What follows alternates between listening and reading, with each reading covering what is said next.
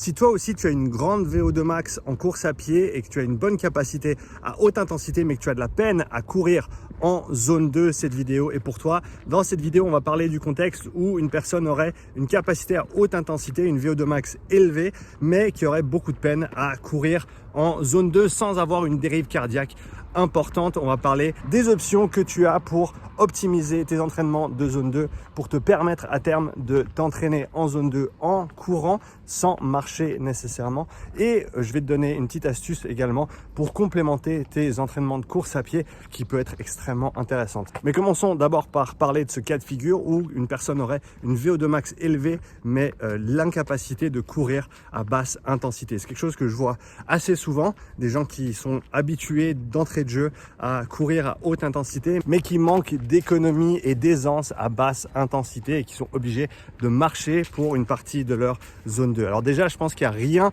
de mauvais. Le fait de marcher durant ta zone 2 n'est absolument pas un problème à mon sens. Et ce qu'il faut faire simplement, c'est organiser cette zone 2 intelligemment pour que tu puisses progresser tes intervalles de course. Donc tu vas simplement commencer par alterner des blocs de course et des blocs de marche et petit à petit, de séance en séance, mais sans te presser non plus, tu vas progressivement augmenter la proportion de course à pied et baisser la proportion de marche, chose qui va t'aider à réguler ton intensité et te permettre de rester à une intensité équivalente à cette zone 2 pour la durée de ta sortie. Et une bonne manière de vérifier si tu es à la bonne intensité, déjà c'est d'écouter ton ressenti et de faire en sorte que tu ne dépasses pas 2 à 3 sur 10 sur ces séances-là. Une deuxième chose que tu peux observer, c'est ta courbe de fréquence cardiaque avec un cardiofréquence-mètre et regarder ta fréquence cardiaque à la minute 10 et à la fin de ta séance et t'assurer que la fréquence cardiaque ne soit pas montée. Une fréquence cardiaque qui ne dérive pas,